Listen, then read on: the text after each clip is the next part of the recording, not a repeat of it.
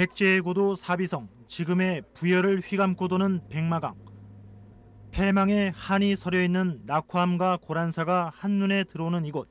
강 건너편에 왕응사가 있던 자리가 남아 있습니다. 삼국사기에는 왕응사가 서기 600년에 창립돼 34년 만인 무왕 때 만들어졌고 왕이 배를 타고 절에 들어가서 향을 피웠다는 흥미로운 기록들이 남아 있습니다. 왕실의 정신적 지주나 다름없었던 이곳을 지켜내기 위해 백제군은 사비성이 함락된 뒤에도 이 일대에서 신라군에 맞서 치열한 전투를 벌였습니다. 이것은 왕실 사찰이고 문자 그대로 왕실의 흥룡을 기원하는 사찰이 되기 때문에 어떠한 사찰하고 비교가 되지 않을 정도로 격이 높은 사찰입니다. 이건 그 백제 왕실의 상징성이 큰 사찰이 되기 때문에 이 사찰을 방어하기 위해서 이제 백제 군들이 이제 필사적으로 항전을 했던 것으로 봐야만 되고, 그렇기 때문에 이제 삼국사기에 왕사 잠성에 대한 점령 기록이 이제 나왔다고 봐야만 될 것 같습니다. 세상을 깜짝 놀라게 한 사리 장엄군은 바로 이 왕응사 중심에 자리 잡고 있었던 높이 14m의 목탑이 서 있던 자리에서 나온 것입니다. 목탑을 세우기 앞서 털을 닫고 그 아래에 놓는 돌을 심조석이라고 하는데 한 뼘 남짓한 공간에 백제의 보물이 그 모습을 온전히 감추고 있었습니다. 심초석이 확인이 된 거는 6월 28일에 확인이 됐었거든요. 그래서 그때 한 이틀 동안 유물 수습을 했고요. 일부 유물을. 근데 이제 장마가 오고 뭐 이래서 덮어놨다가 다시 재조사를 한 게 10월 10일입니다. 그래서 10월 10일에 이제 심초석 사리공과 사리함 뭐 이런 유물들이 이제 확인이 된 거죠. 무려 1400년이란 세월의 덮개를 털어낸 사리 장엄구. 그리고 그 옆에서 나온 숱한 장식품들은 무령왕릉과 금동 대학로 못지않다는 찬사가 더해지면서 백제 문화의 우수성에 대한 충격과 외경심을 던져주고 있습니다. 발굴 당시 청동사리함은 은사리병을, 은사리병은 금사리병을 각각 품고 있었고 은사리병 내부에는 금사리병이 잘 자리 잡을 수 있도록 받침대까지 만들어져 있었습니다. 하지만 사리의 실물이 왜 나오지 않았는지는 의문으로 남아 있습니다.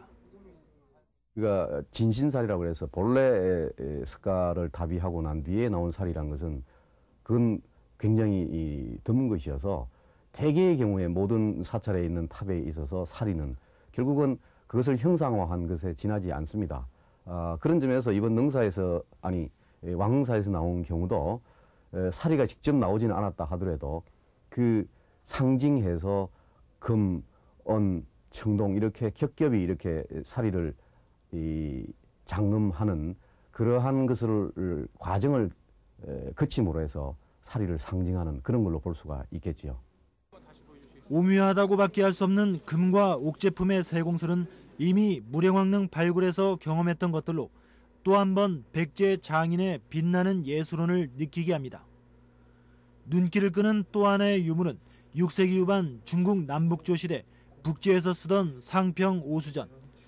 고구려와 신라에 포위됐지만 해양 강국으로서 치열한 대중국 외교전을 펼쳤던 노력들의 생생한 증거물입니다. 고구려와 신라로부터 고립되기 때문에 중국에 많은 사신을 보냅니다. 남조에는 진나라에, 북조에는 북제와 북주에, 그리고 수나라가 통일했을 때는 수나라에. 그래서 국제 무대에 등장해서 고립되는 것을 방지하려고 상당히 애를 쓴 그런 왕입니다.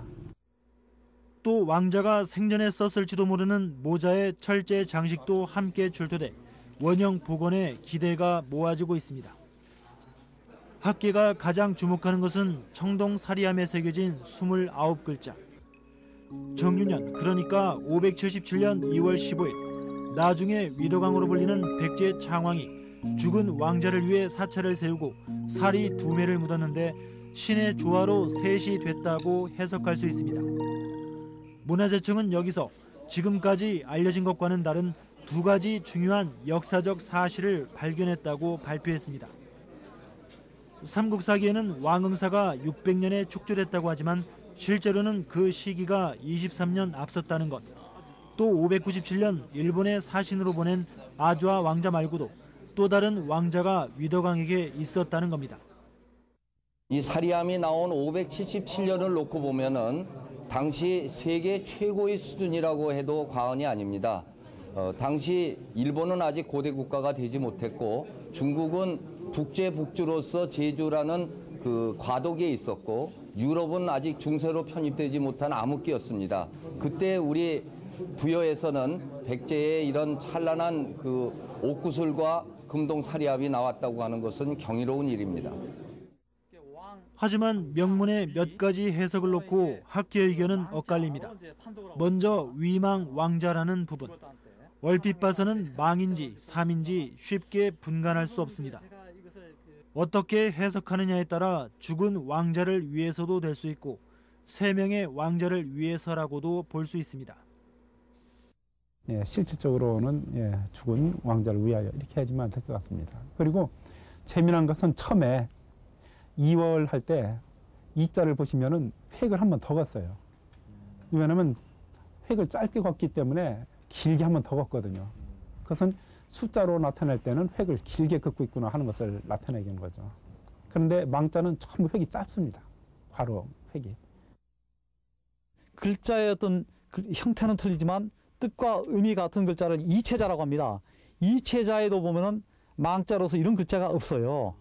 이건 그 석삼자를 썼다가 이 그 겉면에 보면은 홈들이 많이 좀 파져 있어요.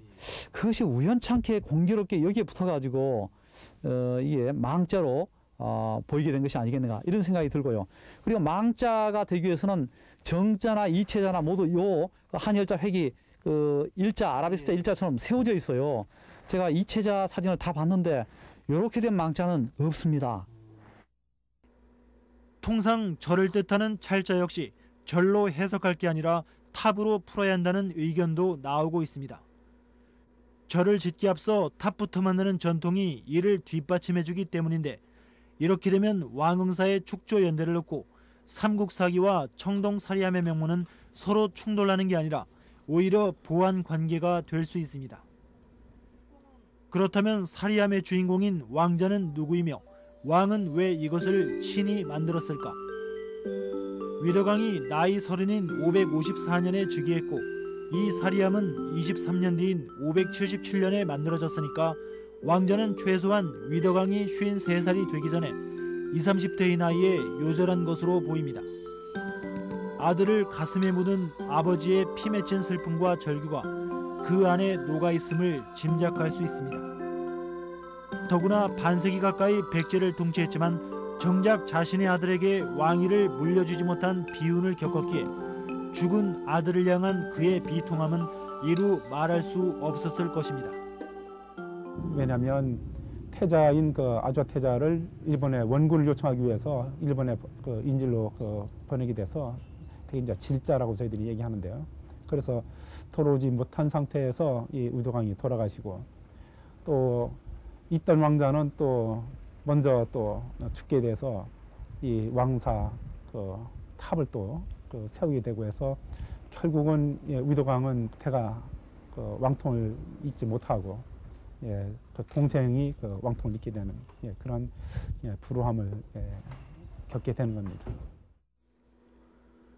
위덕왕의 불행한 가족사는 아버지인 성왕대로 거슬러 올라갑니다. 성왕은 백제의 중흥을 꿈꾸며 수도를 웅진 지금의 공주에서 사비 지금의 부여로 옮긴 걸출한 왕이었습니다. 서기 551년 신라와 연합해 꿈에 그리던 한강 유역을 회복했지만 2년 뒤 신라의 배신으로 이를 또다시 빼앗기자 성왕은 태자창 즉 위덕왕과 함께 신라를 쳤습니다. 이때 최전선에 나간 아들을 위문하러 가는 길목 지금의 충북 옥천 부근에서 성왕은 신라군의 기습 공격을 받고 노예에게 참수당하는 비참한 최후를 맞습니다. 관산성 전투로 불리는 이 싸움에서 백제군은 3만 명 가까이 전사하는 참패를 당했고 위덕왕은 간신히 포위망을 뚫고 탈출해 목숨을 부지했습니다. 내부의 반대를 무릅쓰고 전쟁을 주도했지만 돌이킬 수 없는 불효와 불충을 저지른 위덕왕은 한때 왕위를 포기한 채 성왕을 위해 출가를 결심할 정도였습니다. 비운에 간 아버지를 향한 아들의 애틋한 그리움은 국가적인 추모 사업으로 이어졌고 일부에서는 백제예술의 최고 걸작인 금동대학로도 이때 만들어진 게 아니냐는 추측을 내놓고 있습니다.